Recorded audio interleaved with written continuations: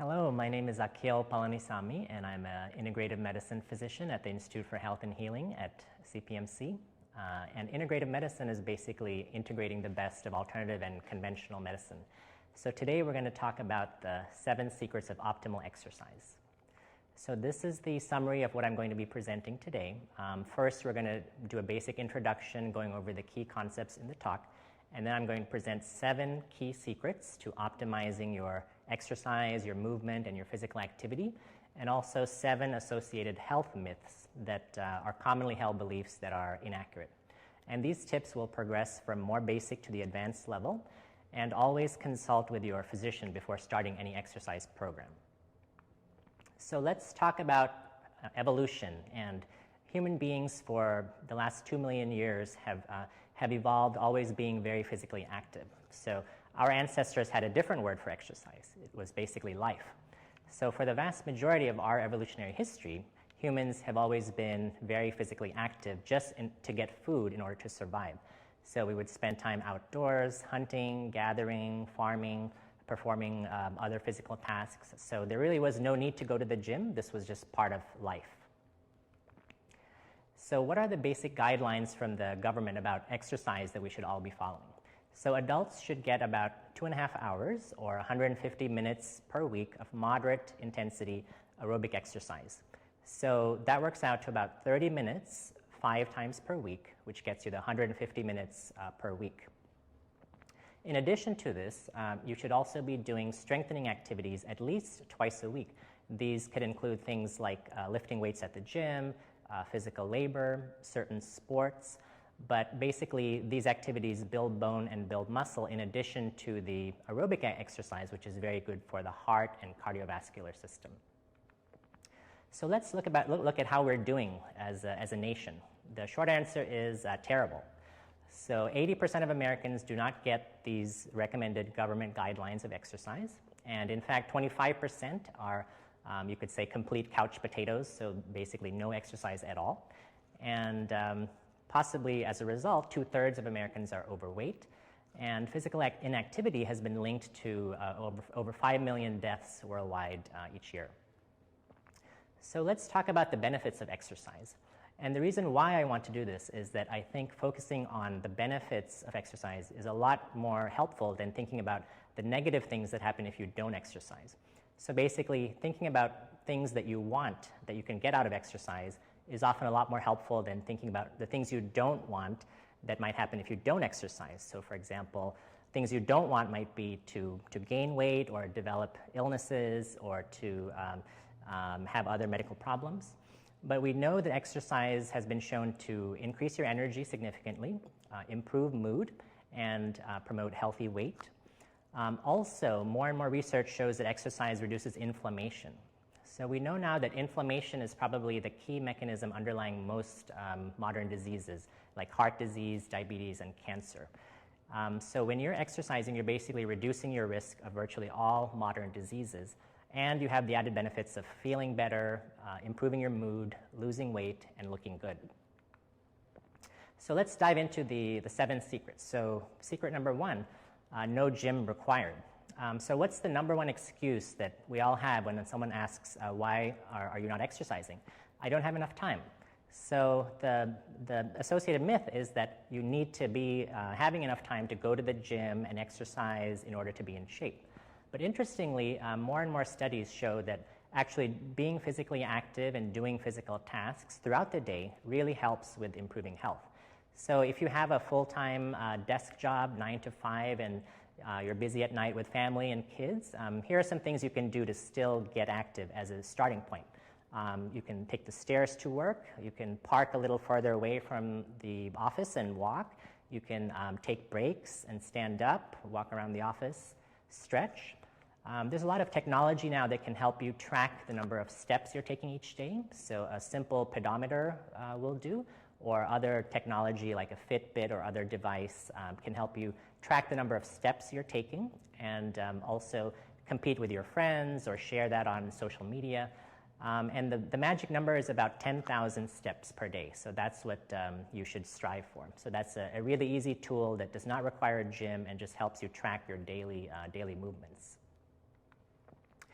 So just to reinforce that, it literally means any movement. So gardening, sweeping the house, doing chores, all of these physical tasks are helpful. There was an interesting study from NASA. So they looked at the ultimate group of people who don't have access to a gym, astronauts. And how could astronauts stay in shape? So the research of NASA is that minimal activity for physical conditioning can be achieved through basically standing up from a sitting position 35 times per day.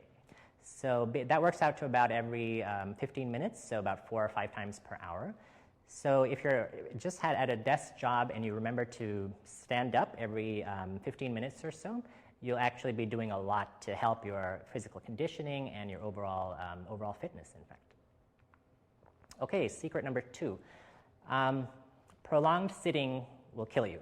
So I don't want to exaggerate this, but that's part of the reason why I'm standing for this presentation and not sitting. So the associated health myth is that, okay, so I got over the initial challenges. I'm going to the gym. I'm working out 3 days a week. So the rest of the week, I'm sitting all day. When I go home, I'm sitting all night watching TV. That's not really a problem. That is not true. So basically, the latest research is that even if you're going to the gym regularly, exercising, lifting weights, going on the treadmill, if you're sitting for long periods the rest of the day, that has been shown to have an increased risk of death. Not even just an increased risk of developing certain diseases, but an increased risk of dying. So basically, the idea here is that going to the gym and doing exercise is important, but it's the non-exercise time, which is the other 160 or 170 hours in the week, that is also really important, where you need to move. And prolonged sitting is very harmful in that non-exercise time. And this partly, we think, relates to evolution, because human beings never really evolved to sit all day or to sit at a desk. And so how can you counteract that? The answer is really very simple. Just don't sit for long periods. So if you do have a desk job, take breaks to move. It's possible to get a standing desk, or some people even have a treadmill desk where you can walk slowly when you're working at your computer. If you have a chance to stand during meetings, that can be helpful. And if you'd like to set a timer to remind yourself to stand up, that's great as well. So now we're going to move on to secret number 3, and that is that body language matters. So body language basically refers to how you hold your body, your posture, your body position. And the associated health myth is that this is really just a parlor trick and it's not really relevant to health or doesn't make a measurable difference. But interestingly, research from Harvard recently showed that the way that you sit or stand changes your physiology and hormone levels within just 2 minutes. And it's a very measurable difference. And the reason why this works is that basically it is seen throughout the animal kingdom that there are high power and low power positions that, because of evolutionary reasons, literally change our hormone levels and our physiology. These high power positions generally involve extending your body, making yourself bigger, opening up, and low power positions involve closing down, shrinking, and making yourself appear smaller, and generally involve flexion of the body.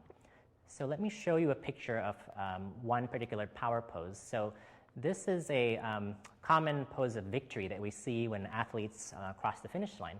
But interestingly, it's been observed even in blind athletes at the Special Olympics who have never seen such a position, but the arms outstretched and the hands extended, the face and tilted slightly upward. This is one very powerful position. So high power poses, what's the real benefit? Why does this really matter? So within 2 minutes, there are measurable changes in stress hormones, so lower levels of cortisol. Cortisol is actually a potentially very harmful hormone in that over long periods it promotes inflammation, causes weight gain, depresses your immune system. So lowering this hormone is actually very beneficial. These high power poses also increase beneficial hormones like testosterone in both men and women, and also have been shown to affect willingness to take risks in these same studies. So basically, try to maintain high power poses, be mindful of your posture, of your body language throughout the day, I've just included a few examples of high power poses. So again, they involve making yourself bigger, extending your body, having an upright posture, extending your arms, keeping your legs more spaced apart. So try to incorporate these, and as a corollary, the low power positions would be the opposite of these. So slouching, hanging your head, making yourself small, basically. So obviously, the last tip is you may not be able to do this during a work meeting or something like that, just sitting back, put your feet up on the table. But if you're taking a break during the day and want to energize yourself, this is a very simple thing that you can do. So now we're going to go to secret number 4, and that's using the breath. So you might think this is the most obvious topic because you're already breathing. You probably know how to breathe, and what more could be said about that? Well, interestingly, most of us breathe in a very superficial and shallow manner, and breath is something that we're all doing all the time, so I consider that part of physical activity. And your diaphragm, which is the biggest muscle of the body, is often used to take breaths, but if you actively engage it, you can do something called diaphragmatic breathing, which again has very measurable physiological benefits, which we're going to briefly talk about. So how do you do diaphragmatic breathing? It's really very simple. To start out, if you like, you can put a hand over your belly. And when you take a breath in, just imagine pushing your belly out. And when you breathe out, bring your belly back in. So when you breathe in, push your belly out. And when you breathe out, bring your belly back in. So interestingly, when they've done studies and looked at how babies breathe, this is the way that babies breathe naturally when they're born and when they're young. But as we get older, we tend to breathe more through our neck and shoulders and tighten our muscles, tighten our shoulders when we're breathing. And we don't use the diaphragm as much, and we don't get the benefits of this diaphragmatic breathing. So what are the benefits? So interestingly, this diaphragmatic breathing has also been shown to lower, lower blood pressure, reduce your pulse, and lower stress hormones, again, cortisol, which is that potentially harmful stress hormone. Some of the most exciting new research is that diaphragmatic breathing actually stimulates brain growth and the growth of neurons in your brain, and also changes the function of genes in your DNA. So literally, the way that you breathe has the power to change your DNA and change the expression of your genes. It also activates your parasympathetic nervous system, which is the brake that slows your body down and helps it to repair and rest. And this is in counterpoint to the sympathetic nervous system, which is what most of us are in all day, which is the fight or flight response, which makes us more active, and when we're dealing with stress, that's what we go into. So this simple breathing exercise can counteract that and have a variety of metabolic benefits. And you can really practice this anytime, at your desk, in the car, when you're waiting in line at the grocery store, throughout the day, whenever you have a chance. Okay, now we're going to move into more of the specific workout tips. So secret number 5 is aerobic and anaerobic balance. And the associated myth, which I hear very commonly from my patients, is that they say, I'm going to the gym, I do my cardio, then I finish with weights, and I feel that's the best approach. So let's talk a little bit more about the difference between aerobic and anaerobic exercise to understand why this matters. So aerobic exercise, which literally means using oxygen, burns oxygen and generally does not create significant waste products. Anaerobic exercise, which does not burn oxygen, does create something called lactic acid, which is a waste product that builds up in the body. So if you've ever done sprints and felt a real heaviness in your legs, that's the lactic acid that's building up there and causing that sensation. So it's basically a difference of intensity. So aerobic exercise is a light to moderate intensity, and anaerobic exercise is more intense, generally moderate to heavy intensity. So the same activity could be either. So if you are on the treadmill and you're going at a light or moderate pace, that would be aerobic. But if you really went as fast as you can on the treadmill, or the elliptical, that would be an anaerobic exercise. So it's really a matter of intensity. And the difference relates to something called the anaerobic threshold. So aerobic exercise becomes anaerobic exercise at the point when you reach your anaerobic threshold, which is also known as the lactate threshold. So as we talked about, lactic acid or lactate is what's made in the body, in the muscles, when you are doing anaerobic exercise. So the anaerobic threshold is the point where the lactate builds up in your bloodstream faster than your body's ability to clear it. And there are actually ways to measure this using handheld devices that measure your blood lactate level to know at which point you're doing this. But what I recommend for you is actually a very simple tip because there's a associated change that occurs at this point. Basically, your breathing changes. You get much more out of breath. Your breathing becomes more rapid, and it's harder to maintain a conversation. So that's a useful practical tip to get an idea of where your anaerobic threshold lies, is the point where it becomes hard to maintain a conversation. So when we talk about the balance between aerobic and anaerobic activity, again, both are important. It's not that one is better than another, but it is better to do the aerobic exercise after the anaerobic because we know that the anaerobic produces lactic acid, and then the aerobic exercise will help flush that out of your blood, flush that out of your body, and that will be more effective than having the lactic acid stay stagnant in your blood. And what I found to be optimal is at least a 2-to-1 ratio of aerobic to anaerobic. So for example, let's look at 3 sample workouts. Let's say you have 30 minutes to go to the gym. Then a good balance would be doing 10 minutes of weights followed by 20 minutes of cardio workout. If you had 45 minutes at the gym, a good balance would be doing 15 minutes of weights followed by 30 minutes of cardio. And lastly, if you're going to work out for 60 minutes, then 20 minutes of weights followed by about 40 minutes of cardio would be a good balance. And it does not have to be perfect. It can be approximate. But the important thing is always do the cardio after the anaerobic exercise to flush out the lactic acid and clear your body of toxins. I should make a note about this that it is a good idea to warm up for at least a couple of minutes before you start the anaerobic exercise, and that could be done just on the treadmill or with any other aerobic exercise. It's just only 1 or 2 minutes is required to warm up before you do your anaerobic exercise. Okay, secret number 6 is slow down. And what I mean by that is there's a common conception that you really need to get your heart rate high up there to do cardio.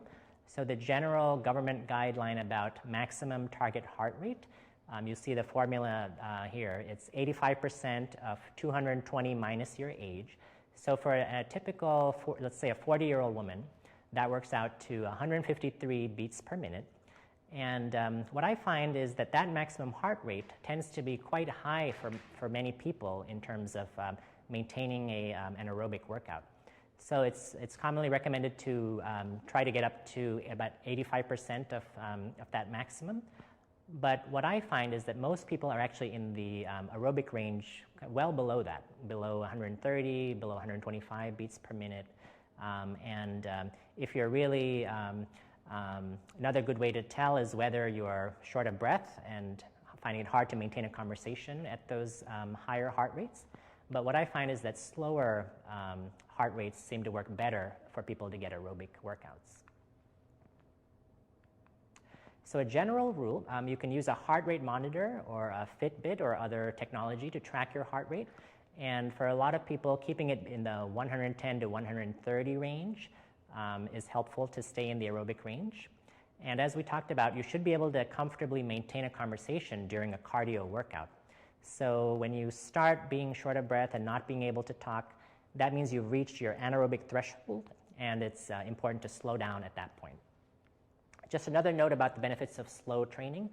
During weight training, so just anaerobic exercise, performing slow controlled reps actually gives you the maximum load on the muscle that helps build it better. So doing faster reps does not give you better results in terms of weight training as well. Okay, and the final secret is move like your ancestors. So we talked at the beginning about how our ancestors lived and how they moved, and you might think that we could never reproduce that, which is true. We cannot go back to living in caves or hunting for our dinner, but there are ways to sort of mimic the way that our ancestors moved and have some of those health benefits. So studies of ancestral populations that are still in the world, so modern hunter-gatherer societies, have shown that they're actually extremely fit and almost entirely free of most of our modern chronic diseases like heart disease, cancer, that sort of thing.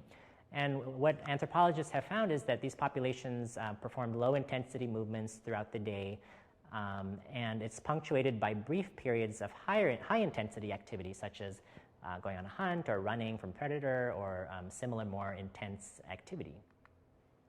So there is actually a type of exercise called high-intensity interval training, which seeks to mimic these movement patterns of ancestors. And it's basically straightforward. So let me go back to the definition, high-intensity interval training.